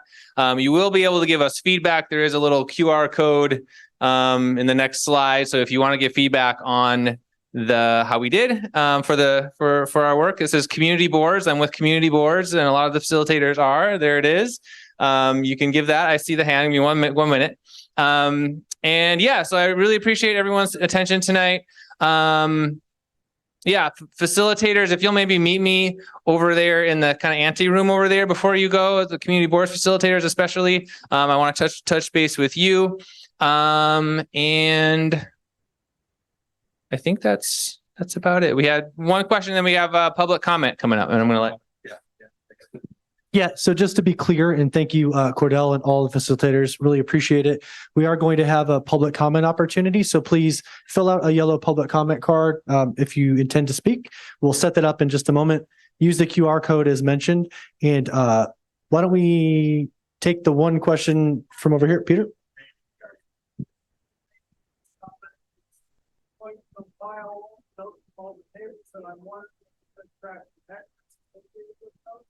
Because I heard 4, 5, 6 times, and then other suggestions I heard once. So maybe there's some value to suggest that we have to track metrics associated with certain themes.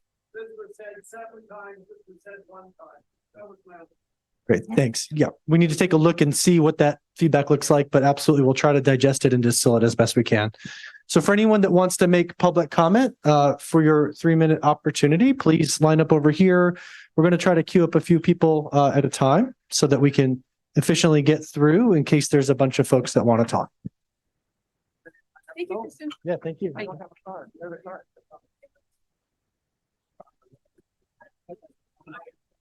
And just in the interest and to be respectful of those that do want to make public comment, please try to keep your voices down and don't start any new conversations as you're leaving. Thank you.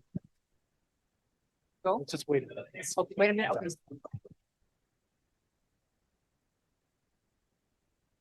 Christian, where is public comment being set up?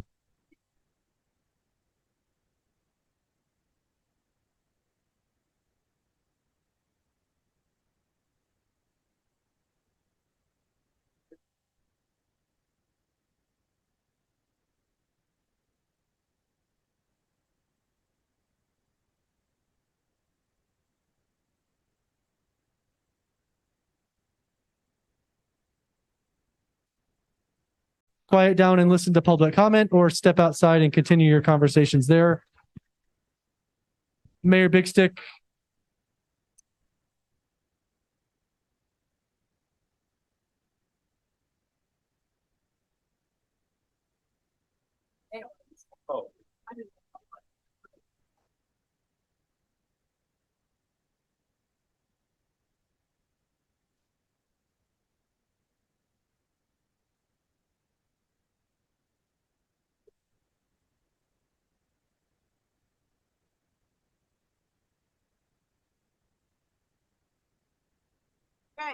Okay, so I have a handful of cards, starting with Remy Tan, then Mike Vernaza, then Bob Bowles. Everyone has 3 minutes. And Sarah, are you timing it? Thank you. Hi, Ramey Tan, Pacific Manor, Edgemar. My comment would be, what's the difference between the repairs and the reconstruction? Because in my experience as an architect, that when you start doing repairs, on any property, it's more than the sheathing. You often get into the bones.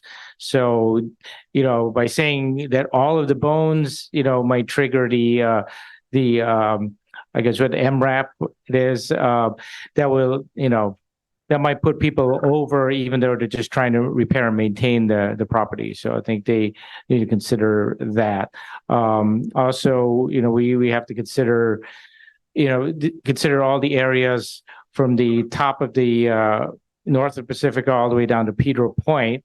And how about those properties, and some are visitor serving like Pedro Point, and potentially visitor serving like between the trailer park and the mobile home park, the RV park, that we want to have visitor serving that's currently storage and warehousing now.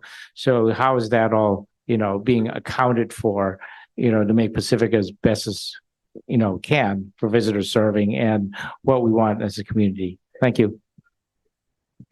Thank you. Mike Vernaza.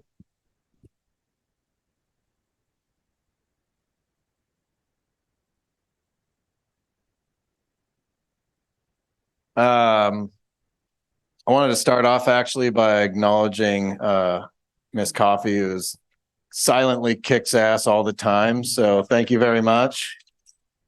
I don't think anyone really does that often, so I thought I'd kick that off before I, say things that annoy people.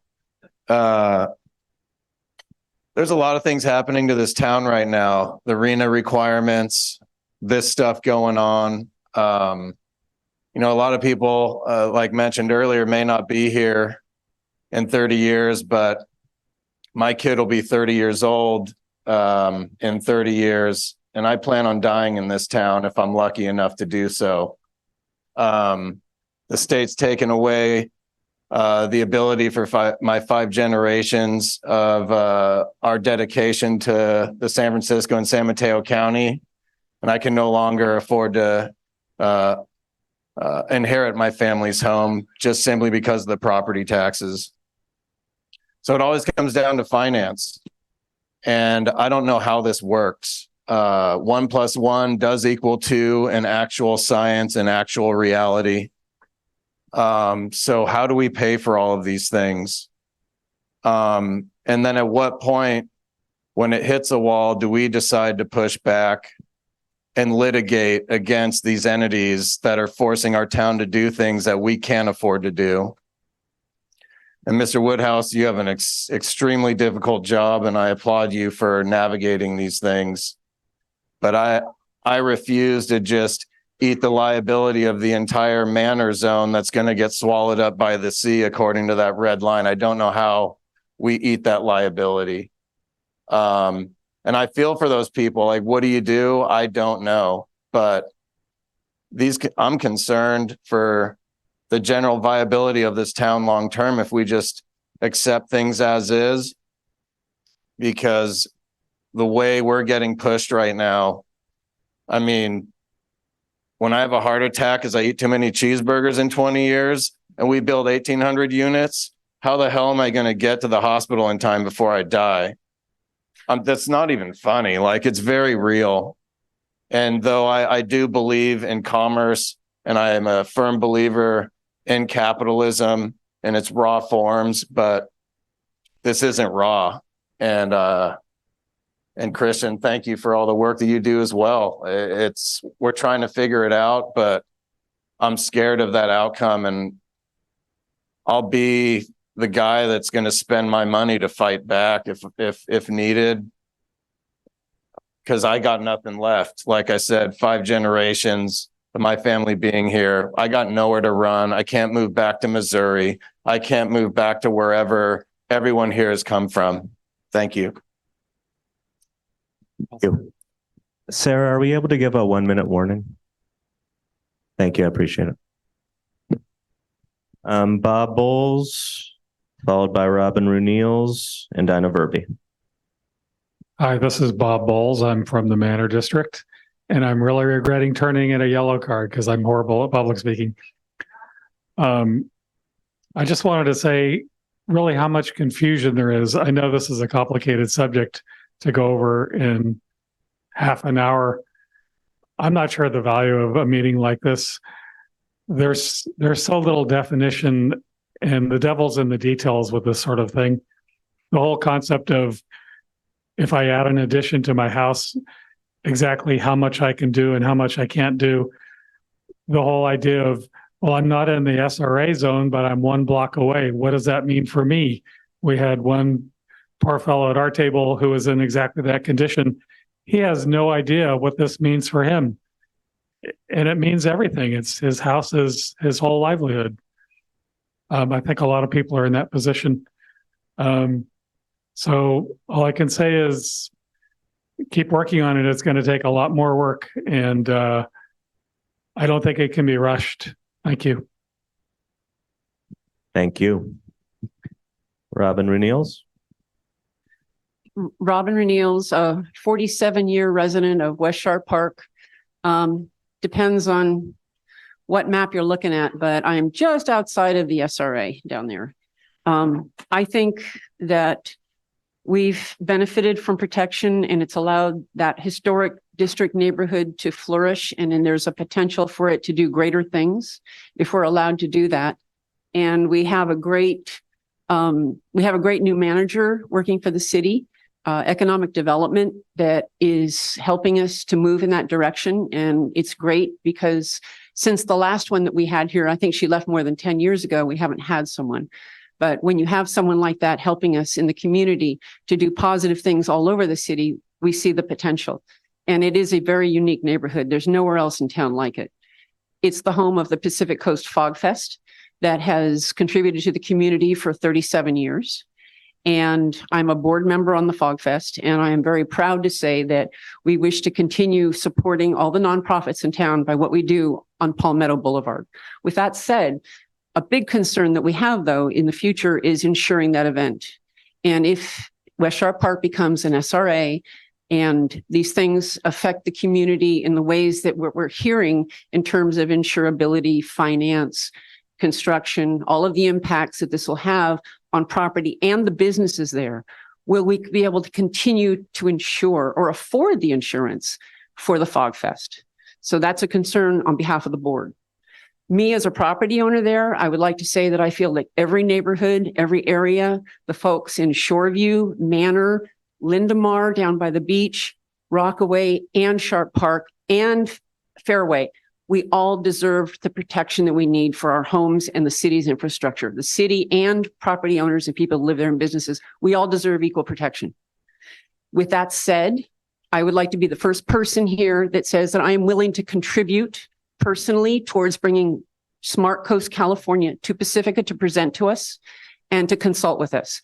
And I am contributing, I'm willing to contribute, and I put it down on my cart, $1,000 towards bringing Smart Coast here so that we can all hear what they have to say. Thank you. Thank you, Robin. Dinah Verby, followed by Cliff Lawrence, and Kim Finale is the last card I have. You're still welcome to fill one out if you'd like. Thank you, Dinah Verby. Sorry, I'm hoarse tonight. I just first want to thank you for the wonderful dinner and thank all of the staff for all of your contributions to this evening. I know it hasn't been easy, and if there's one job I wouldn't want right now, it would be to be the city planning director. I know all of the work that's gone into this, and there may be some very good aspects to this proposal. I'm sure there are a lot of drawbacks to it. One of the things, I guess, my initial reaction was it's so much to digest and absorb that I don't fully comprehend it. And I'm hoping there will be another meeting before the ultimate meeting where we can have more explanations and have an opportunity to have more questions answered. I think I feel for the people who live in those areas that might become SRAs. I'm sure that feels kind of like very scary. My real concern right now is, apart from the policy issues, is just the process, because it just feels like we're starting down this whole new path in the fourth quarter of a must-win game in a playoff, where we're going to be eliminated if we don't win this. And if we don't end up with a certified plan, then where are we? Not only do we not have the certified plan, but there's some state money under SB 272 that I understand is available for coastal resiliency projects, which we desperately need, that we would not qualify for without a certified plan. So I'm just really concerned right now that this is a lot to take on. It seems like a whole new process is being created by this, and the city has had a very hard time passing this plan. It's been at least 13 years. It took 30 years to do the general plan. I don't see where the time and the cost and the resources are going to come to fund this new scheme, where we're going to have this process that will be reviewed every 5 years, et cetera. I also feel there hasn't been any explanation of what the trade-offs are for these SRAs. There will supposedly be some enhancements, but those were not discussed tonight. In the staff report, it all seems very vague and off in the future, and it doesn't feel like a real trade-off. It feels like something kind of illusory and off in the future sometime. So there's a lot to go through. And so I'm just hoping we can have more explanations. Thank you. Thank you. Cliff Lawrence.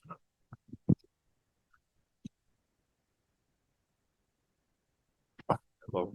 Hello. Wow. Couple of things.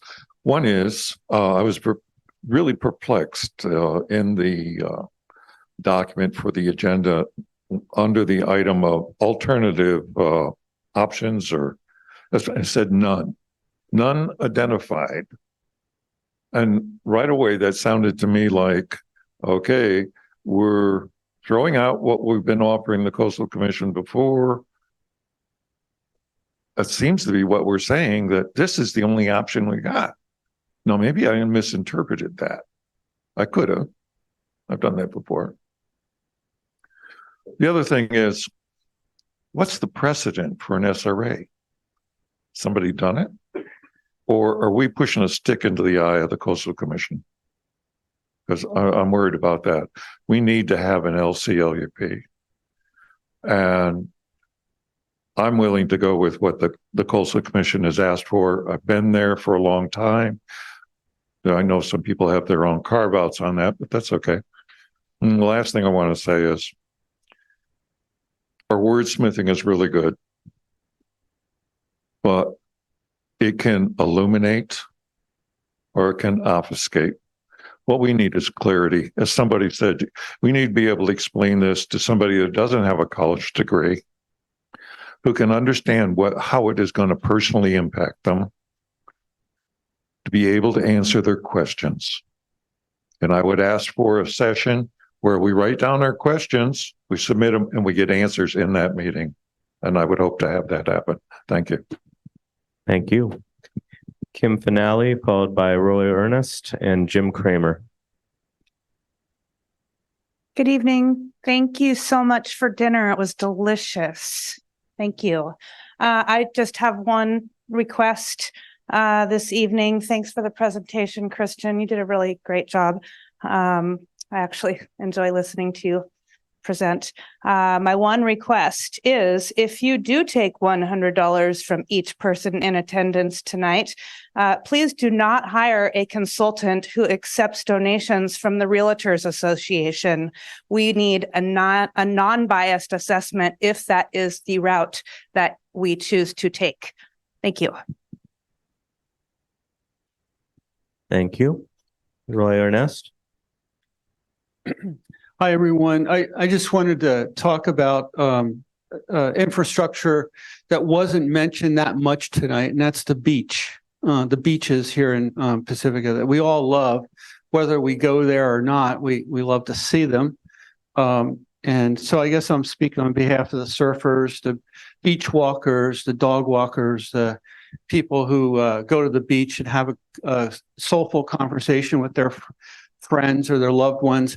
But I would like to see a coastal plan that includes a section on how our community plans to preserve the beaches that we have, all right, and to restore some of the beaches that we have lost, and if that's possible through beach nourishment and other strategies that many other coastal communities around the world have successfully been able to do. So just let's put a section in there. My heart goes out to all the homeowners that live west of Highway 1 that are concerned. I understand that all those concerns are very valid, but I also think we need to think about ways to preserve our beaches as much as possible and prevent from happening like what's happened in Sharp Park north of the pier and in front of Nick's and at Rockaway and places where we don't have any beaches anymore. So thank you. Thank you. So I'm going to ask for a lack of applause. It might have a chilling effect on some who are brave enough to stand up in front of others with differing views and speak. Jim Kramer, followed by Jeff Guillet, and then Richard Harris. Hi, yes, I also want to join the people who thanked the city for a very good dinner and all the hard work that everybody put in. Christian, I also appreciated your presentation and thought you did a very good overview. However, what I saw as the key foundational idea behind the SRAs is they call them SPDs, the shoreline protection devices, we call them seawalls, riprap and berms and stuff. The SRAs are defined by the presence of a protective seawall or an SPD. We didn't talk about that explicitly very much tonight in the presentation, but I just wanted to point out an example which I found particularly confusing. The repeated wording in the documents we saw referred to maintenance or alteration of the existing SPDs. Now, maybe that sounds like it's a pretty straightforward idea, but it turns out that existing is a very fraught word in a legal sense, and it's under litigation right now to decide whether an existing means it existed before 1976 or present. Anything now is existing. So what we think that word means isn't what it means, and we have to be really wary of that. The second thing is alteration. The proposal, the compromise by the Coastal Commission offered to allow us to keep our existing seawalls and allowed this some maintenance and alteration of those existing seawalls. Also sounds straightforward, but maintenance we probably all would agree upon, but alteration, does building a whole new seawall on top of the place where the old one was, is that an alteration of the seawall? Would the Coastal Commission approve that plan just because the word in there is, but you allowed us alteration? So my example, I think maybe everyone on both sides or on all sides of this argument would like to know more clearly what those words really mean. If the wording means, thank you, if the wording means, yes, you can keep the seawall with the appropriate mitigations, which we will bargain about, that means one thing. But if the mitigation with alteration means you can tear that one or you can replace that one by building a new one over it, which is what the city hopes to do, then that's a very different concept altogether. And both sides, not both sides, I don't want to polarize this anymore. Everyone, I expect, would be interested in hearing more clarity and specificity in the way these words are used. It's a legal definition, and we need to be aware of what it really means. I think that was it. Thank you very much. Jeff Guillet. Hello, I'm Jeff Guillet. I'm a 30-year resident of West Fairway Park. I am dumbfounded as to why West Fairway Park, which is a neighborhood that's a quarter mile from the beach. I'm a quarter mile from the beach. My house, 42 feet above sea level, and I'm not included in a carve out. I have to be treated like I'm right on the coast. That just doesn't make sense. Christian and I kind of disagree. I think if you clearly read what the Coastal Commission says about SSMs, the substantial structural modification, it clearly says that if you replace your roof, that is an SSM. If you are an SSM, you have to become conformant to the new restrictions. That means putting a deed restriction against my house. I have to indemnify that the city is not responsible for any damage that happens to my house, even if sewage backs up into it. I have to remove the house if it is deemed a problem. I won't be able to get insurance. I won't have, it's essentially driving property values to zero. It's going to cause blight. And this is for a neighborhood that is a quarter mile from the beach, way above sea level. The diagram, the map that was used in the presentation today showed an encroachment of sea level rise to the back half of those homes. And that is based on ESA's recommendation that what sea level rise would be in 100 years. Thank you. In 100 years with a 100-year flood, with also with all the sea level protections removed, meaning the berm. Well, the berm does exist. Now, if the reason that we are not included as an SRA is because the berm is owned by San Francisco and that's a different jurisdiction, that is a big problem. This is California. We are Pacifica, part of California. We're all tied together. We should be excluded. This whole neighborhood should be excluded from those draconian restrictions. In addition, very quickly, 4 words were added by Coastal Commission that said, and tsunami evacuation areas. Those 4 words means that our entire neighborhood, instead of just the perimeter around it, it's the entire neighborhood is due to these restrictions. Thank you. Thank you. Richard Harris, and my last card is Kathy Moresco. Again, if anyone wishes to speak, please fill out a card and bring them on up. Good evening, Council. I'm Richard Harris with the San Francisco Public Golf Alliance. I am a 50-year resident of the Haight-Ashbury and a 62-year player of golf at Sharp Park, and I'm the president of the Golf Alliance. I've given you a letter this evening with a small legal point that I will address further.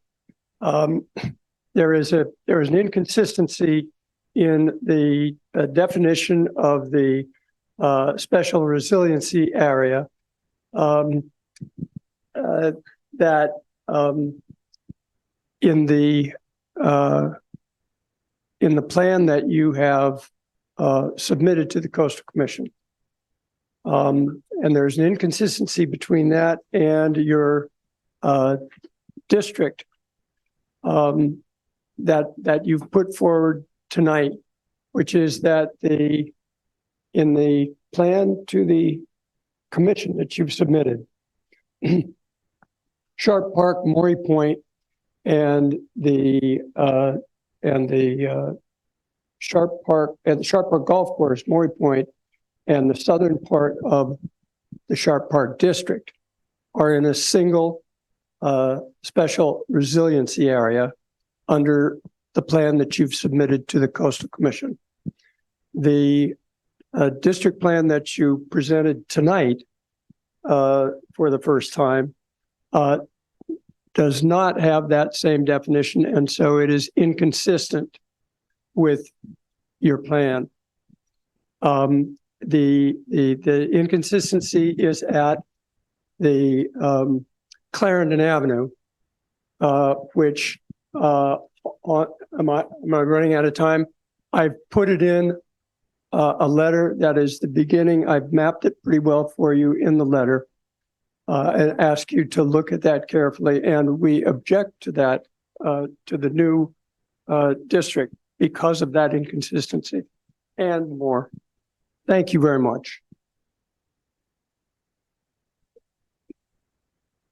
Thank you very much, Kathy Maresco, followed by Larry Bothan and Ed Achi. Final call for cards. If you want to speak, please do so. Please fill out a card right now. Thank you. Okay, first I want to thank you for hosting this meeting and getting everybody together. I think it's really important. This is probably one of the most important topics of our city and planning, and the dinner was fabulous. One of the things we've heard a lot of concerns. One that really concerns me is the deed restriction. It concerns me because the deed restriction would apply if you remodel your property. Almost everything in West Sharp Park is old. So if you buy a property there and you want to fix it up, make it better, add on to it, you're going to enter into well, first you have to get permits. You have to get approval. Then the city approves it and then signs off on the permits when it's done. Then when it's done, you get a deed restriction that makes the property worthless. So people are going to be really reluctant to want to improve their properties if they're going to lose the value, lose the ability to get loans or financing and insurance for it. So I think just the deed restriction has me very troubled that it would end up hurting Pacifica and hurting our ability to improve and be a better city. Okay. Thank you very much. Larry Bothan and Ed Achi is my last card. Okay, I'm going to make this short and sweet. There can really be no compromise on the October submittal. I think the consensus of the room overall was that too close there. Okay, you got me? Okay. There can be no more compromise on the October submittal. The SRAs are unacceptable. The entire city of Pacifica is a pre-existing use over which the CCC should have no jurisdiction. Their demands are unfunded mandates with unacceptable consequences. Right now, the greatest threat to life and property here is not sea level rise. It's the Coastal Commission. We have the solutions to sea level rise right in front of us. The new seawall connected to the golf course berm. Thank you. Thank you. Ed Achi. That is my last card. Oh, I get to lead up the end here. Number one, I'd like to thank city staff for all their time, their incredible effort on this. Considering the time you've had to work on this, this is a real interesting piece of work. At the same time, I'm really concerned about the timeline for this, that essentially we have an outline for a plan. We're going to have access to the full plan documents, presumably after this meeting. But this is the kind of plan that requires a good deal of assessment, review, and evaluation. There's a lot of unanswered questions here. And to talk about, well, we're going to have a third meeting, we're going to make decisions here. That's pushing it really hard there, where you're talking about things that really threaten our, sort of future, our livelihood in this, in our town here. That these are major decisions. These need time to assess, to have more questions answered to this. So I'm a little concerned that if we don't have more time to discuss, time to study the documents, we're going to be making bad decisions here. Let's see, there's issues regarding some of the definitions in there, which I don't believe have been fully spelled out yet. And those are going to be really critical there. The other thing that I'm very concerned about, I heard this discussion at my table and at other tables here. It's still being painted as sort of an us versus them, a factionalized, well, we're doing this for the people in West Sharp Park. We're doing this for the people in Rockaway Beach. And why are we spending all this money for them when the rest of it? I don't think that the cost assessment has really been put out there yet. What is the total cost to the city if we do X, Y, and Z? And it needs to be made clear that this is not a cost for just the people in West Sharp Park. This is not going to be just a cost for the people in Rockaway Beach. This is going to be a cost for everybody who lives in this city. That these are going to be costs that are going to be actually spread out amongst people. And if some of these actions are taken, some of us aren't going to actually be paying the cost. So they're going to be higher to the rest of the city. So I think more information needs to be provided on the cost implication to this. So the 2 points here I'd like to emphasize is we need time to study and clarify this plan. And number 2, we really need to be doing a better job at communicating costs and having people understand that this is a city decision. This is not an us versus them. This is not a neighborhood decision. This is a city decision. Thanks. Thank you. So that's the final card we have. So I want to say a few thank yous for those who have been gracious enough to stick around to the bitter end. And I want to start with staff. Thank you, staff, for the ridiculous amount of work that has gone into making this happen. Thank you to the people who showed up. Whatever you feel like walking out of this room, I feel it's very important that we actually sat around tables and discussed things.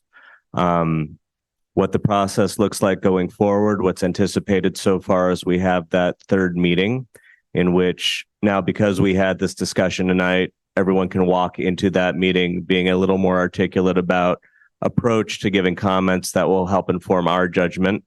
That's one version, and we'll see what we need in order to come to our decision is the other side of that equation. So wherever this journey takes all of us, this was a really, really helpful step forward so that we can figure out how to communicate this together so that we can finally make the best decision we're capable of. So I want to thank you for, regardless of how you felt coming in or leaving, participating in this process for us and making the best decision we can. It was really important. So thank you. And with that, the meeting is adjourned.